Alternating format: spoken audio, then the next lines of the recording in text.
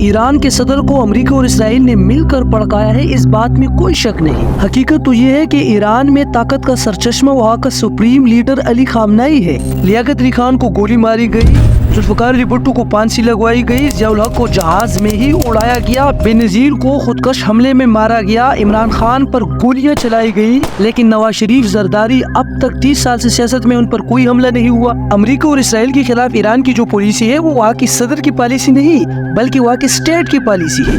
جب بھی امریکہ اور اسرائیل کو لگتا ہے کہ یہ بندہ مستقبل میں ان کے لیے خطرناک ثابت ہو سکتا ہے تو موقع دیکھ کر مار دیتے ہیں۔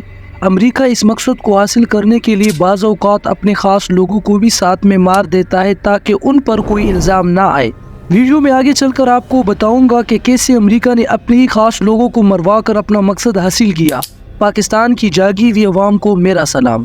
ایران کا صدر دنیا کا طاقتور شخص ہوتا ہے، اس کے پاس اتنی طاقت تو ہوتی ہی ہے کہ وہ کسی بھی دوسرے ملک کے حالات کو ناخوشگوار بنا دے، جیسے کچھ ہفتے پہلے اسرائیل پر حملہ کر کے اور چند مہینے پہلے پاکستانی حدود میں داخل ہو کر پاکستان کی فضا کو ناخوشگوار بنا دیا تھا، جس پر پاکستان نے جوابی حملہ کیا۔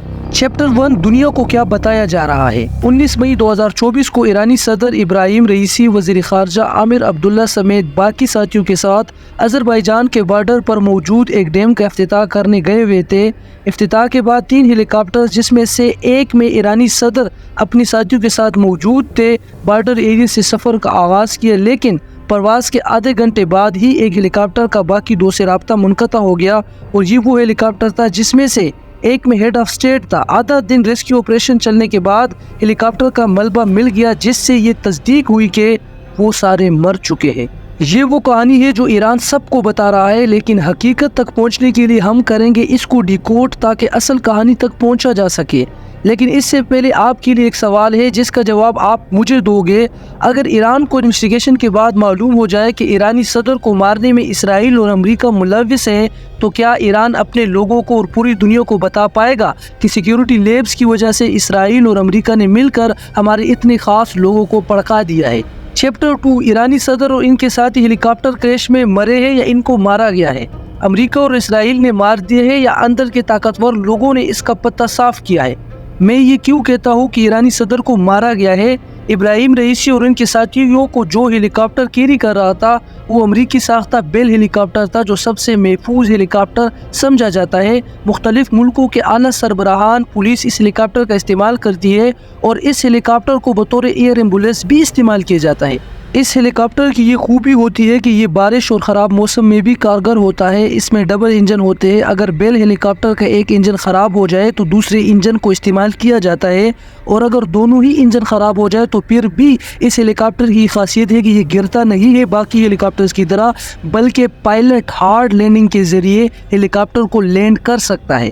پوائنٹ نمبر 1، اگر میں یہ مان کر چلوں کہ ہیلی کاپٹر کو حادثہ پیش آیا ہے کیونکہ موسم خراب تھا، تو پہلی بات تو یہ ہے کہ اگر موسم خراب تھا تو روٹ کیوں تبدیل نہیں کیا گیا؟ اور ویسے بھی جس ہیلی کاپٹر میں پریزیڈنٹ تھے وہ تو بارش اور خراب موسم میں بھی اڑ سکتا ہے، اور اگر خراب موسم کی وجہ سے ہیلی کاپٹر کریش ہوا ہے تو 2 اور ہیلی کاپٹر جو اس کے آگے پیچھے تھے وہ کریش کیوں نہیں ہوئے؟ ان کے لیے تو بھی موسم خراب تھا، اور جس ہیلی کاپٹر میں ایران کے صدر اور وزیر خارجہ موجود ہو وہ تو ایران کا سب سے بہترین ہیلی کاپٹر ہوگا، پھر کیسے یہ والا کریش ہوا اور باقی 2 کریش نہیں ہوئے؟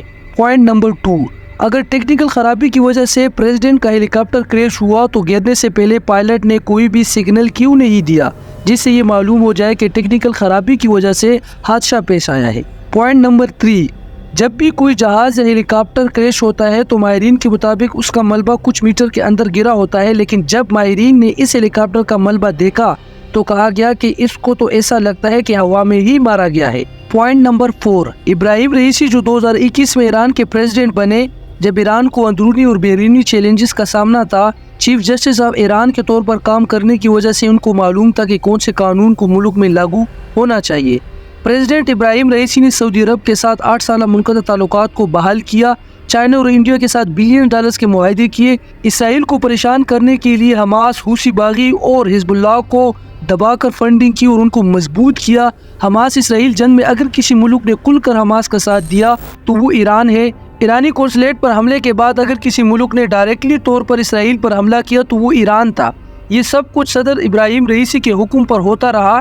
ईरान खुद को ऐसे हालात के लिए तैयार कर रहा था कि वो इसराइल को दुनिया के नक्शे से मिटाने के लिए जंग का आगाज करे। ये वो सारी चीज़ें थी जो हमें ईरानी सदर के मौत में इसराइल और अमेरिका के मुलविस होने की तरफ लेकर जाते हैं। अब मैं आपको बताऊंगा कि यह हादसा क्यों हो सकता है। पॉइंट नंबर 1, ईरान को अमेरिकी पाबंदियों का सामना है, जिसकी वजह से ईरान के पास जो अमेरिकी साख्ता बेल हेलीकॉप्टर है उनके पुर्जे ईरान को नहीं दिए जा रहे थे। ईरान खुद से जुगाड़ करके इन हेलीकॉप्टर्स की मेंटेनेंस कर रहा था, तो हो सकता है कि क्वालिटी कंप्रोमाइज की वजह से हादसा पेश आया हो। पॉइंट नंबर 2, मौसम बहुत ज़्यादा ख़राब था, धुंध की वजह से हद निगाह कुछ फीट की रह गई थी, हो सकता है कि पहाड़ से टकरा कर गिरा हो। पॉइंट नंबर 3, इसराइल या अमेरिका ईरानी सदर के मरने में इसलिए मुलविस नहीं हो सकते क्योंकि ईरान के सदर को मारने में इसराइल या अमेरिका को कोई फायदा नहीं था, बल्कि उल्टा उनको नुकसान था। नुकसान कैसे था वो आपको बताता हूँ। ईरान के सदर इब्राहिम रईसी का इसराइल और अमेरिका के बारे में जो पॉलिसी थी वो ईरानी सदर के अकेले की पॉलिसी नहीं थी, बल्कि वो स्टेट की पॉलिसी थी कि इसराइल हमारा दुश्मन है और इनके खिलाफ हमास और हिजबुल्लाह को सपोर्ट करना है, जो इसराइल के लिए दर्द-ए-सर है। अब ईरान का कोई भी सदर हो, चाहे अगर वो हसन रूहानी थे, इब्राहिम रईसी हो या मौजूदा सदर मोहम्मद मुखबिर हो, सब ने वो पॉलिसी इख्तियार करनी होती है जो ईरान के स्टेट की पॉलिसी होती है। इसलिए इसराइल या अमेरिका को इसे मारने का कोई फ़ायदा नहीं था। इसराइल या अमेरिका को फ़ायदा तब होता अगर इब्राहिम रईसी तमाम फैसले खुद से करता और वो ईरान का सबसे ताकतवर शख्स होता। हकीकत तो ये है कि ईरान में ताकत का सरचश्मा ईरानी सदर नहीं बल्कि वहाँ का सुप्रीम लीडर अली खामनेई है।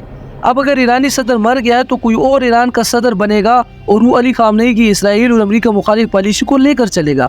अब मैं आपको बताता हूँ कि किसी भी मुल्क के हेड ऑफ स्टेट को मरवाने का फ़ायदा कब होता है, जब भी किसी मुल्क के निज़ाम में ऐसा शख्स ताकत में आता है जिसके लिए सबसे पहले उसका मुल्क होता है।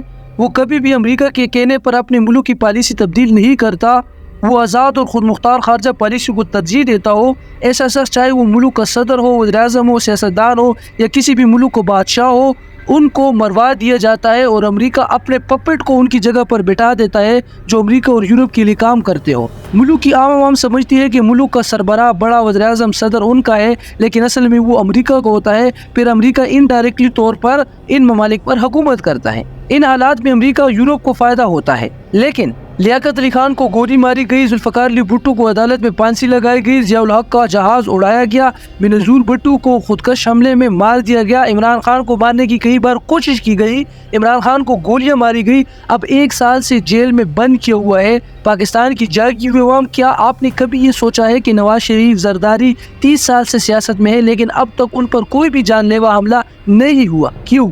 समझदार के लिए इशारा काफ़ी होता है। बाज़ औक़ात अमेरिका किसी शख्स को किसी मुल्क पर मुसल्लत करता है, लेकिन जब वही शख्स खतरा पैदा करता है तो अमेरिका उनको भी मार देता है। अब मैं जिस मिसाल से आपको समझाने की कोशिश करता हूँ, मेरा हरगिज़ ये मतलब नहीं कि जनरल ज़िया-उल हक अमेरिकी पपेट था, लेकिन इस बात में भी कोई शक नहीं कि जनरल ज़िया-उल हक के जरिए अमेरिका ने जुल्फ़िकार अली भुट्टो का पत्ता साफ किया। और जब इसी ज़िया-उल हक ने अमेरिका के कहने पर अफगानिस्तान में सोवियत यूनियन के खिलाफ जंग का आगाज़ किया और ज़िया-उल हक ने अफगानिस्तान में कामयाबी हासिल की और सोवियत यूनियन को अफगानिस्तान से भगाया, तब ज़िया-उल हक ये सोच रहे थे कि मिडल ईस्ट में अमेरिका ने जो मुसलमान ममालिक पर नाजायज़ कब्जा किया हुआ है उनके खिलाफ भी इसी तरह जिहाद शुरू किया जाए। अमेरिका को इन सब मामलात का इल्म हुआ तो उन्होंने ज़िया-उल हक को अगस्त 1988 को प्लेन क्रैश में मरवा दिया और साथ में अपने ही एक एम्बेसडर को भी मार दिया ताकि अमेरिका पर शक न किया जाए। अब हालिया इमरान खान की मिसाल ले लो, इसने क्या गलती की थी? आज़ाद और खुद मुख्तार खारजा पॉलिसी की बात करते थे, अमेरिका की बात नहीं मानते थे, अपने मुल्क की बात करते थे। अब उनकी हुकूमत गिराई गई और 1 साल से वो जेल में बंद है। फ्रेंड्स, मैं उम्मीद करता हूँ कि आपको तमाम मामलात समझ आ चुके होंगे। इस वीडियो को आप तक पहुंचाने में बहुत ज़्यादा मेहनत लगी है। सब्सक्राइब, लाइक और कमेंट करना मत भूलिएगा। Thanks for watching.